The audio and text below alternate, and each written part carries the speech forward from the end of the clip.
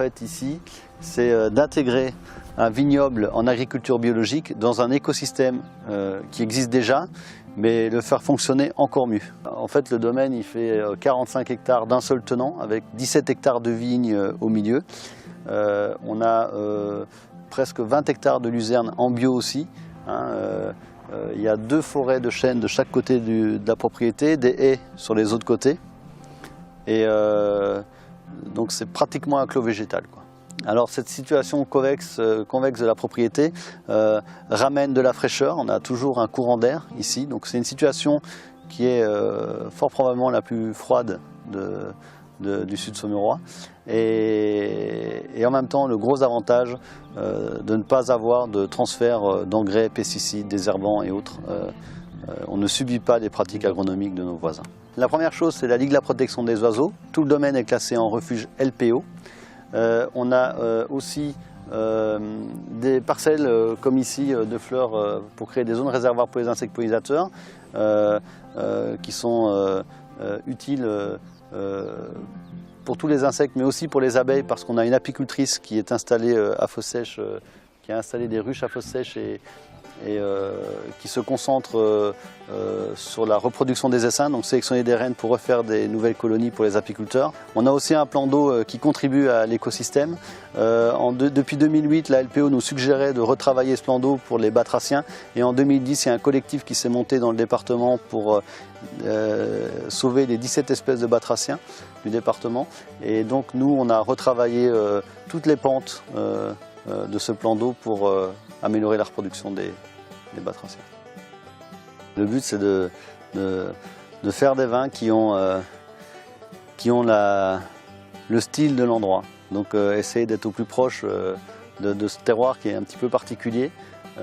Cette diversité végétale contribue aussi à la complexité des vins. Et puisqu'on parle d'endroit, l'endroit fosse sèche, c'est un endroit sec mais frais.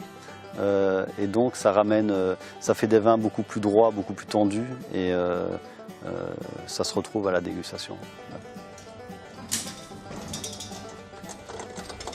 Tous les ans il y a 2 rouges et 2 blancs, hein. On produit plus de vins rouges que de vins blancs. Donc la première cuvée c'est Éolite, hein, et la grande cuvée c'est la réserve du pigeonnier. Voilà pour les rouges, et pour les blancs il y a Arcane et puis les Tris de la Chapelle. Donc effectivement on a une chapelle et un pigeonnier qui sont tous les deux du XVe siècle. La propriété est très ancienne parce que les premières vignes qui ont été plantées dans la région ont été plantées par l'église et c'était à fosse sèche. Au Moyen-Âge ça s'appelait fosse assica.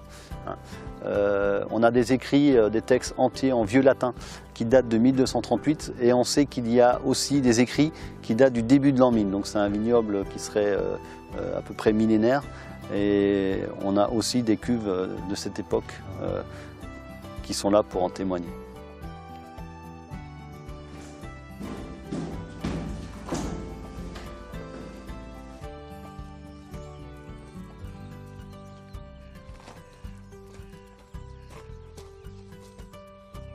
Donc ici on est sur un terroir un petit peu particulier, on a 20 à 30 cm de terre et puis une structure de gravier de silex avec des pH qui avoisinent 7,07, hein, entre 7 et 7,07 de pH, alors que l'ensemble de l'appellation Saumur est sur des pH de 8, 8,5, un terroir du Turonien, hein, habituellement dans l'appellation. Qu'est-ce que ça confère à vos vins du coup? Ces sols extrêmement filtrants, avec beaucoup moins d'inertie thermique, ramènent beaucoup plus de droiture et un côté plus ciselé, plus vertical dans les vins. Nous avons ici un terroir à fosse sèche fait de silex. Les oxydes de fer sont de couleur rouge. Ils dégradent le silex pour en faire un sable très drainant. Donc à fosse sèche, on a un terroir très pauvre et donc la vigne souffre et va chercher les éléments dont elle a besoin et l'eau bien en profondeur. Et c'est important que la vigne souffre justement? Tout à fait. Est-ce que tu peux expliquer pourquoi il faut que la vigne souffre? La vigne est une plante qui a cette caractéristique, elle a besoin de souffrir pour donner le meilleur d'elle-même.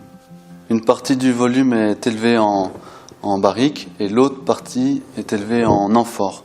L'amphore permet une mise en suspension des lits grâce au mouvement brownien qui part du centre et qui suit ce mouvement.